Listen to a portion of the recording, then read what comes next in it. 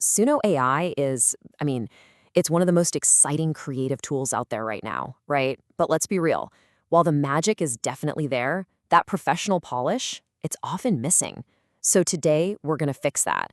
We're going to break down exactly how to take your Suno tracks from a cool little demo to something that sounds like it came out of a real studio. Does this sound familiar? You've got this track, the melody is amazing, the hook is an absolute earworm, but it just doesn't hit right. It feels a little thin, maybe a bit rough around the edges. More like a really promising idea than a finished song. You are not alone, trust me.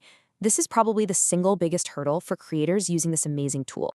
And that is exactly what we are tackling today. We're going to walk through the entire workflow, from that first spark of an idea all the way to the final polished master. By the end of this, you'll have the skills to really elevate every single track you create. Let's get into it. Okay, first things first. Everything, and I mean everything, starts right here. Before you even think about mixing or mastering or anything else, you have to get this source material right. The quality of your final song is directly 100% tied to the quality of the instructions you give the AI at the very beginning. This is the foundation for the whole thing.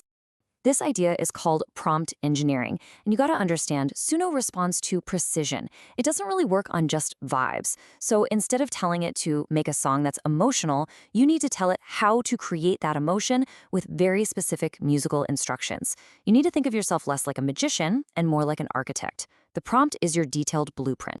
So what does that actually look like in practice? Well, a vague prompt might just be sad piano song. You're just kind of hoping for the best. But a precise prompt? That's more like intro, verse, somber piano ballad, 108 BPM, minor key, sparse instrumentation, haunting female choir harmonies, chorus. See the difference? The result you'll get is literally night and day. One is a guess, the other is a clear direction. So here's your blueprint, your checklist. You want to build your prompt with these key pieces. Use meta tags like verse and chorus to give your song structure. Specify the exact tempo, the BPM. Define the mood and the instruments you want to hear. Describe the vocal style you're going for. You can even get fancy and add things like rhythmic complexity. This is how you take control. Okay, so you've nailed the prompt and you've generated a track you're really happy with. Awesome. The next step is to refine it, and we're going to do that inside the Suno platform. There are some incredibly powerful tools in there, but you have to know how to use them the right way to get the best results. The single most powerful feature for this is, without a doubt, replace section. But here's the secret. Most people use it totally wrong. They try to replace a whole verse or an entire chorus at once. That usually just breaks the flow of the song and honestly wastes your credits. The strategic approach is much, much more surgical.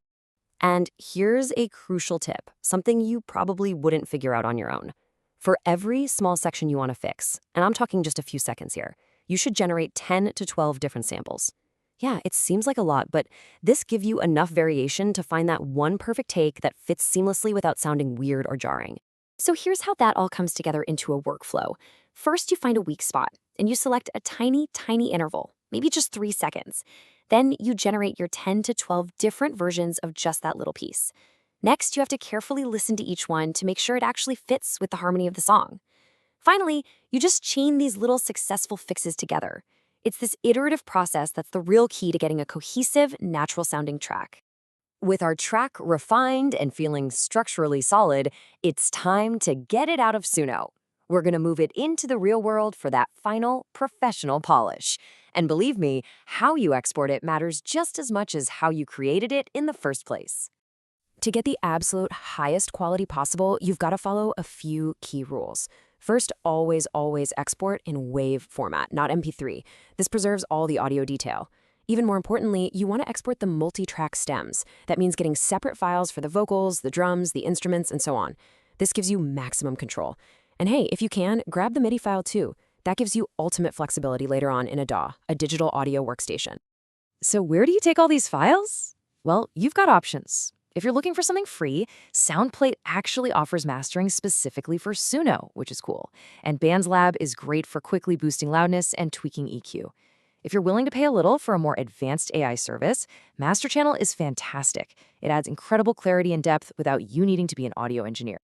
All right, now for those of you who want maximum control, who want that truly professional grade result, we're heading into a digital audio workstation or a DAW. This is where we apply the final audio engineering magic that really separates an amateur track from a professional one. What we're going to do is build something called a mastering chain. Now, don't let the name intimidate you. It's just a sequence of audio effects that we apply to the full mix to enhance it. Each step in this chain has a very specific job, and when they work together, they create that polished, ready-for-release sound. So here's what that process looks like. First, you import your wave stems into your DAW. Then you'll apply some basic EQ to clean things up a bit. After that, you'll use compression to even out the volume levels and kind of glue the whole mix together. Finally, you use a special tool called a limiter, which brings the whole track up to a commercial volume without any distortion right before you export that final master file. Let's talk about that EQ step for a second, because it is so crucial. A high-pass filter, that just cleans up all the low-end rumble that you can't even really hear, but it makes your mix sound muddy. You'll also want to cut some frequencies around the 200 to 400 Hz range to get rid of that boxy or muddy sound. And then a gentle little boost above 10 kHz can add a sense of air and sparkle. These tiny tweaks make a huge difference in the final clarity. And this brings us to the very last step, limiting. This is what makes your track loud without it sounding terrible. The industry standard target you're aiming for your final output level is negative 0.3 LUFs. That stands for loudness units full scale. Hitting this target just ensures your track is going to sound consistently loud and powerful no matter what streaming platform it's on. It really is the final touch. You know, the AI music consultant Dr. Vernette Grant said it perfectly. All these steps matter, but mastering is where your track becomes truly professional. It's that final process that takes all your amazing creative work and packages it into one cohesive, impactful piece of audio. So, here's the big takeaway. Suno AI isn't just a song generator, it's your creative partner. It provides the raw material, like the instrument or the clay, but you, the creator, you're the one who refines it, who polishes it, and who masters it into a final piece of art. The only question left is, what music will you make?